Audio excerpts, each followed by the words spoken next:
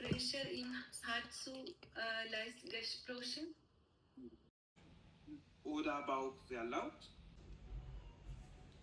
Zu guter Letzt sehen wir auch kurze Unterbrechungen. Das ist die Sprechpause. Manche machen eine längere Pause. Diese Sachen sind auch zu beachten. Hello friends, അപ്പോൾ എനിക്ക് പൗസയാണിപ്പോൾ. ഞാൻ അതുകൊണ്ട് ചായ ഉണ്ടാക്കാൻ വേണ്ടി പോവാണ്. ഇവിടെ മഴയാണ്. അപ്പോൾ ഞാൻ ചായ ഉണ്ടാക്കിയിട്ട് വരട്ടെ.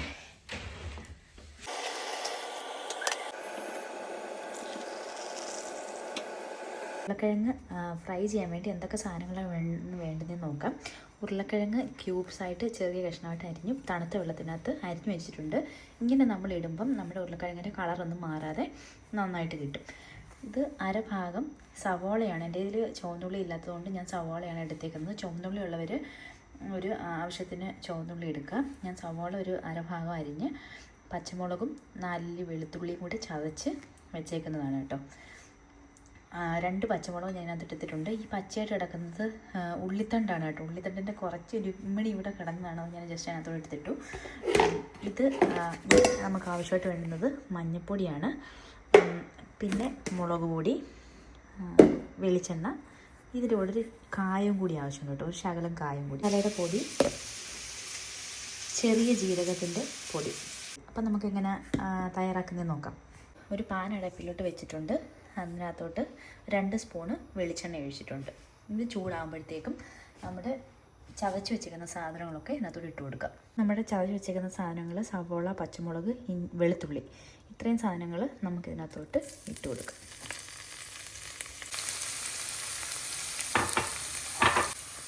അതൊന്ന് മൂത്ത് വരട്ടെ. മൂത്ത് വരുന്നത് നമ്മൾ ചെറുതായിട്ടൊന്ന് ഇളക്കി കൊടുക്കണം.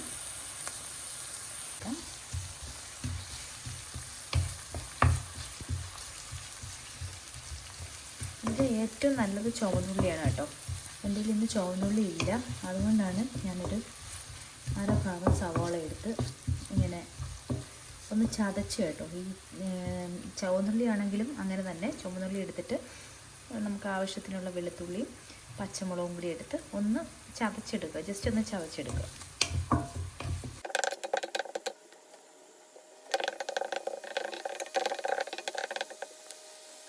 അതിനകത്തേക്ക് 1/4 ടീസ്പൂണിൽ താഴെ, അതായത് ഒരു പിഞ്ച് മഞ്ഞൾപ്പൊടി ഇട്ട് കൊടുക്കുക. അതിൻ്റെ ജസ്റ്റ് ആ കളറൊന്ന് മാറി കിട്ടാൻ വേണ്ടി. അതിനകത്തേക്ക് ഞാൻ ഇത്രയും മഞ്ഞൾപ്പൊടി ചേർക്കുന്നുണ്ട്. നല്ലതുപോലെ ഒന്ന് ഇളക്കി കൊടുക്കാം.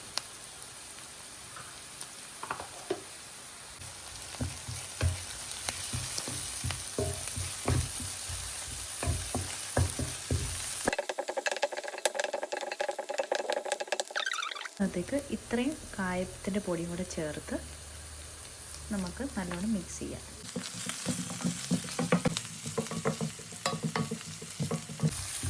ഇനി നമുക്ക് ഈ ഉള്ളി ഒന്ന് ചെറുതായിട്ടൊന്ന് മൊരിഞ്ഞു തുടങ്ങിയിട്ടുണ്ട്. ഈ സമയം നമുക്ക് നമ്മുടെ ഉരുളക്കിഴങ്ങ് ചേർത്ത് ഇളക്കി കൊടുക്കാം.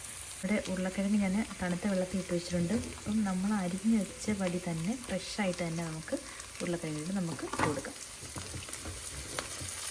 ഒരു കളർ വ്യത്യാസമില്ല കേട്ടോ. ഇങ്ങനെ അരിഞ്ഞ് നമ്മൾ തണുത്ത വെള്ളത്തിൽ ഇടുകയാണെന്നുണ്ടെങ്കിൽ ഉരുളക്കിഴങ്ങൊന്നും കറുത്ത് പോകാതെ നമുക്ക് കിട്ടും. ചില സമയങ്ങളിൽ നമ്മൾ അരിഞ്ഞ് വെച്ചിട്ട് അപ്പുറത്തോട്ടോ ഇപ്പുറത്തോട്ടോ മാറി നമ്മുടെ പണിയൊന്ന് വേറെ എന്തെങ്കിലും ഒരു പണിയുടെ കുറേ പോകണമെന്നുണ്ടെങ്കിൽ തിരിച്ച് വരുമ്പോഴത്തേക്ക് നമ്മുടെ ഉരുളക്കിഴങ്ങിൻ്റെയൊക്കെ കളറ് മാറി വാടിയിരിക്കും. ഇതിപ്പോൾ നമ്മൾ ഇങ്ങനെ ഇട്ടത് കൊണ്ട് ഫ്രഷായിട്ട് തന്നെ ഇരിക്കുന്നില്ലേ, കണ്ടില്ലേ?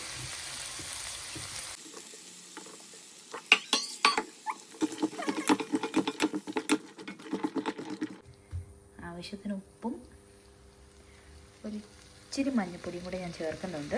ചേർത്ത് ഒരു ശകലം മുളക് പൊടിയും കൂടെ ചേർത്ത് നമുക്ക് അടച്ചു വെക്കാം. ഇതിന് ആവശ്യമായിട്ടുള്ള മഞ്ഞൾപ്പൊടി ഇത്ര മഞ്ഞൾപ്പൊടിയും കൂടി ഇടുന്നുണ്ട്. ഇളക്കി കൊടുക്കാം. 1/4 ടീസ്പൂൺ മുളക് പൊടി,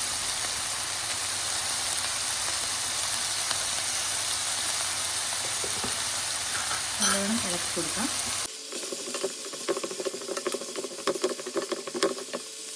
ഇത്രയും ഒരു ഗരം മസാലയുടെ പൊടി ചേർത്ത് കൊടുക്കാം. ഇത് ആവശ്യമുണ്ടെങ്കിൽ മാത്രം ചേർത്താൽ മതി. ഗരം മസാല ഇതിനകത്ത് ഇടാൻ ഇഷ്ടമല്ലാത്തവർക്ക് ഇടണ്ട കേട്ടോ. ഇനി ചെറിയ ജീരകത്തിൻ്റെ പൊടിയും കൂടി 1/4 ടീസ്പൂണിൽ താഴെ ഇട്ട് കൊടുക്കാം. ചെറിയ ജീരകത്തിൻ്റെ പൊടിയാണ് ഇതും കൂടെ ചേർത്തത്. ചിലർക്ക് ഈ ചെറിയ ജീരകത്തിൻ്റെ ടേസ്റ്റ് ഇഷ്ടമല്ല.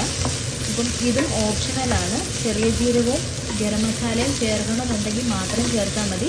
അല്ലെങ്കിൽ മഞ്ഞൾപ്പൊടിയും മുളക് പൊടിയും മാത്രം, പിന്നെ ബാക്കി നമ്മൾ ചേർത്ത ഇൻഗ്രീഡിയൻസ് മാത്രം ചേർത്താൽ മതി കേട്ടോ. നല്ലപോലെ മിക്സ് ചെയ്ത് കൊടുക്കാം.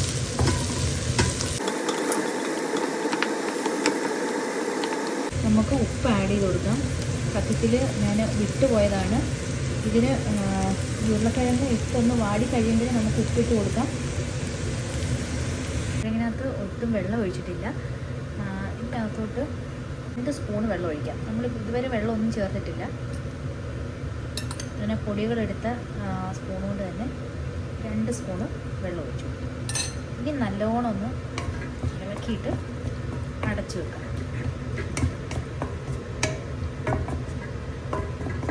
ഒന്ന് അടച്ചു വെച്ച് വേവിക്കാം.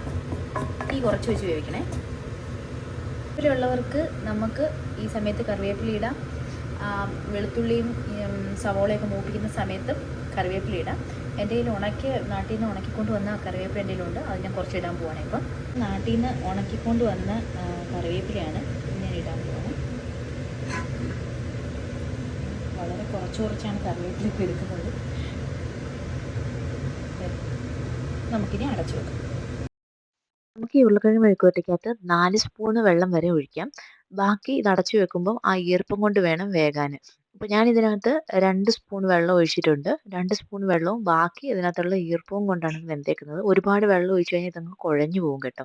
കിഴങ്ങ് മെഴുക്കുവരട്ടി നമുക്കൊന്ന് തുറന്ന് നോക്കാം. നല്ലോണം വെന്തിട്ടുണ്ട്. ഇനി നമുക്ക് തുറന്ന് വെച്ച് കഴിച്ചു കൊടുക്കാം. കിഴങ്ങെല്ലാം നല്ലോണം വെന്തിട്ടുണ്ട്. നമ്മൾ കുത്തി നോക്കുമ്പോൾ കണ്ടോ, ഒന്ന് എടുത്ത് നോക്കാം. വെന്തിട്ടുണ്ട്. ഇനി നമുക്ക് തുറന്ന് വെച്ച് കഴിച്ചു മൊരിച്ചെടുക്കാം. ഈ സമയം ഉരുളക്കിഴങ്ങ് വെന്തിട്ടില്ല എന്ന് നിങ്ങൾക്ക് തോന്നുവാണെന്നുണ്ടെങ്കിൽ ഒരു 2 സ്പൂൺ വെള്ളം കൂടി ഒഴിച്ചു വെച്ച് അടച്ച് വേവിക്കുക. ഉരുളക്കിഴങ്ങ് ഒരുപാട് വെന്ത് പോയി കഴിഞ്ഞാൽ നമ്മൾ ഉദ്ദേശിക്കുന്ന രീതിയിൽ ഈ മെഴുക്കുവരട്ടി കിട്ടത്തില്ല. അതിനുശേഷം 1 സ്പൂൺ എണ്ണയും കൂടി ചേർത്ത് നല്ലോണം മൊരിച്ചെടുക്കുക. അന്നേരമാണ് ആ ഉരുളക്കിഴങ്ങിന് ഒരു നല്ല ടേസ്റ്റ് കിട്ടുക. ഈസി കിഴങ്ങ് ഫ്രൈ റെഡി ആയിട്ടുണ്ട്. മെഴുക്കുവരട്ടി റെഡി ആയിട്ടുണ്ട്. ഇനി നമുക്ക് ഒരു സെർവിങ് ബൗളിലോട്ട് മാറ്റാം. ഉരുളക്കിഴങ്ങ് ഫ്രൈ സെർവ് ചെയ്യാം.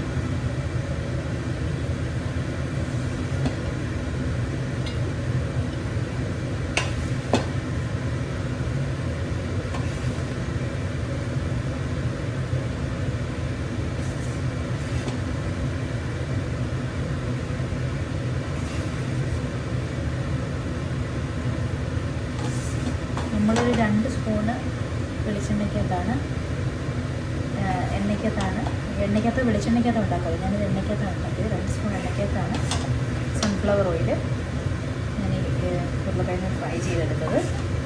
നമുക്ക് ചോറിൻ്റെ കൂടെയൊക്കെ കഴിക്കാൻ, ചപ്പാത്തിയുടെ കൂടെയൊക്കെ കഴിക്കാനൊക്കെ നല്ല ടേസ്റ്റാണ്. ഇത് നിങ്ങൾ മസ്റ്റായിട്ട് ട്രൈ ചെയ്ത് നോക്കുക. എന്നിട്ട് നിങ്ങളുടെ ഫീഡ്ബാക്കുള്ളത് കമൻറ്റ് ബോക്സിൽ അറിയിക്കാൻ മറക്കരുത്. ചോറ് വിളമ്പാം. ചൂട് ചോറുണ്ട്, ആവി വറക്കുന്ന ചോറ്.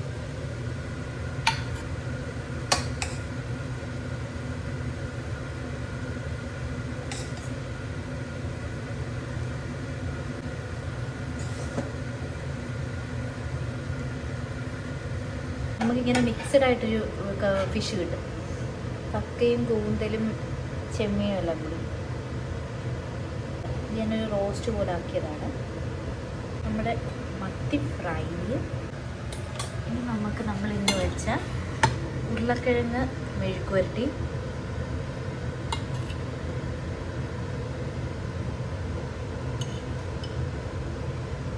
അച്ചാർ, മാങ്ങാച്ചാർ, ഇത്രയാണ് ഇന്നത്തെ കറി. നമുക്കിനി കഴിക്കാം. ഇത് നമ്മുടെ കൂന്തലും കക്കയും ഇവിടെ റോസ്റ്റ് ചെയ്ത പാത്രമാണ്. ഞാൻ ചോറിൻ്റെ ടേസ്റ്റ് എന്നറിയാമോ?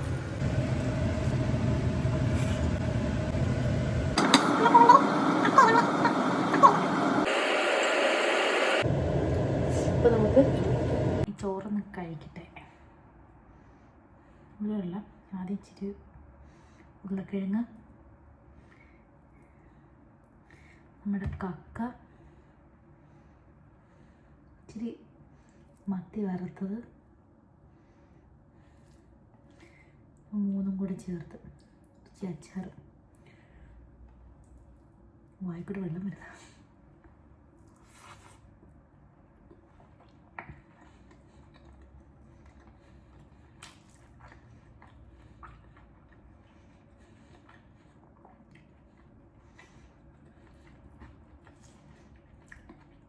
കിഴങ്ങ് മെഴുക്കുവരട്ടി നമ്മളൊന്ന് വെച്ചേ. ഗംഭീരമായിട്ടുണ്ട് കേട്ടോ, നല്ല ടേസ്റ്റ് ഉണ്ട്. നല്ല കിഴങ്ങ് മെഴുക്കുവരട്ടി, അടിപൊളി. നിങ്ങൾ ഏതായാലും ഒന്ന് ട്രൈ ചെയ്ത് നോക്കിയിട്ട് നിങ്ങളുടെ അഭിപ്രായം അറിയിക്കാൻ മറക്കരുത്. അപ്പോൾ ഇന്നത്തെ വീഡിയോ ഇവിടെ അവസാനിപ്പിക്കുകയാണ്. Bye all. അങ്ങനെ ഇരിക്കുമ്പോഴാണ് ഷീന ചേച്ചി കപ്പ ബിരിയാണി കൊണ്ട് വരുന്നത്. ടേസ്റ്റ് ചെയ്ത് നോക്കാൻ. ഇത് പോർക്ക് കൊണ്ടുണ്ടാക്കിയ ഒരു കപ്പ ബിരിയാണിയാണ്. നല്ല ടേസ്റ്റ് ഉണ്ടായിരുന്നു. പോർക്ക് ബിരിയാണിയാണ് ഇത്. നല്ല എല്ലോട് കൂടിയിട്ടുള്ളൊരു പോർക്കാണ്. ചേച്ചി കൗക്ലേഷൻ മേടിച്ചില്ലയോ? അൽദിന്ന്. സൂപ്പർ ടേസ്റ്റ് കേട്ടോ. നല്ല നമ്മുടെ നാട്ടിലൊക്കെ തട്ടുകടയിൽ നിന്നൊക്കെ കിട്ടുന്ന ടേസ്റ്റ്. അപ്പോൾ നമുക്ക് ഒരുപാട് ടേസ്റ്റ് ചെയ്ത് നോക്കാം. നല്ല കടിയുള്ളൊന്നല്ല കേട്ടോ. അങ്ങനെ അതും ടേസ്റ്റ് ചെയ്ത് നോക്കി, നല്ലതായിരുന്നു. നിങ്ങളും ട്രൈ ചെയ്ത് നോക്കണം. ഏകദേശം നമ്മുടെ നാട്ടിലെ 270 യൂറോ ആയി 300 ഗ്രാം ചക്കപ്പഴത്തിന്. കൊതി കൊണ്ട് മേടിച്ചു. അപ്പോൾ നമുക്ക് ചക്കപ്പഴം ഒന്ന് ടേസ്റ്റ് ചെയ്ത് നോക്കാം. കുഴപ്പമില്ല. 9 മാസത്തിന് ശേഷം നാട്ടിൽ നിന്ന് വന്നിട്ട് ഇപ്പോഴാണ് നമ്മുടെ ചക്കപ്പഴം കഴിക്കുന്നത്. നമ്മുടെ നാട്ടിൽ നിന്ന് കിട്ടുന്ന ആ ഒറിജിനൽ ചക്കപ്പഴത്തിൻ്റെ ഒരു ടേസ്റ്റ് എക്സാക്റ്റ് കിട്ടിയില്ല. മീൻസ് മധുരമുണ്ട്, എന്നാലൊരു വെള്ളത്തിൻ്റെ ഒരു വെള്ളം പിടിച്ചെടുക്കുന്ന ഒരു ടേസ്റ്റ്. എന്തായാലും കുഴപ്പമില്ലായിരുന്നു. കൊതിക്ക് നമുക്ക് കഴിക്കാം. അത്യാവശ്യം നല്ല വിലയുണ്ട്. അപ്പോൾ നിങ്ങൾക്ക് ഈ വീഡിയോ ഇഷ്ടപ്പെട്ടാൽ ലൈക്ക് ചെയ്യാനും ഷെയർ ചെയ്യാനും സബ്സ്ക്രൈബ് ചെയ്യാനും മറക്കില്ല. Thank you for watching. Bye all.